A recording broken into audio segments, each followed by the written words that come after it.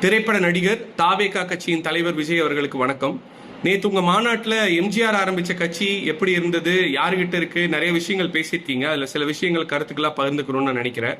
Number 1, ஊழலை ஒழிக்கணும்னு சொல்லியிருக்கீங்க. கண்டிப்பா தமிழ்நாடு மட்டும் இல்ல, இந்தியா முழுவதும் பல இடங்கள்ல பல இடத்துல ஊழல் புகுந்திருக்கு. அதை ஒழிக்கணுங்கிறது பல அரசியல் தலைவர்களோட எண்ணமும் கூட. நீங்களும் அதுதான் சொல்றீங்க.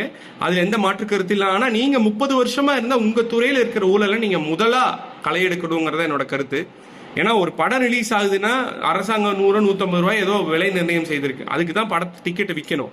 ஆனா முதல் வாரம் 2000, 3000, 5000 ரூபா வரைக்கும் டிக்கெட்டுகள் விற்கப்படுது. அதை வாங்குறது யாருன்னா ரசிகர்கள். அதையும் தாண்டி பணம் இருக்கிறவங்க வாங்குறாங்கன்னா அது பரவாயில்ல. ஏழை எளிய மக்கள், ஆட்டோ ஓட்டுறவங்க, ரொம்ப முடியாதவங்க, டெலிவரி கொடுக்குறவங்க, சம்பளம் ரொம்ப கம்மியா இருக்கவங்க நிறைய பேர் வந்து வாங்கி அதை வந்து கொடுக்குறாங்க.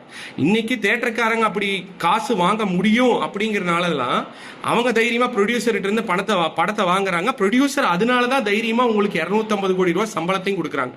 நீங்க சொல்றீங்க இல்லையா, பீக் கரியர், அதாவது என்னோட 250 கோடி ரூபாய் உள்ள பீக் கரியர்ல இருந்து நான் வந்திருக்கேன் அப்படின்னு.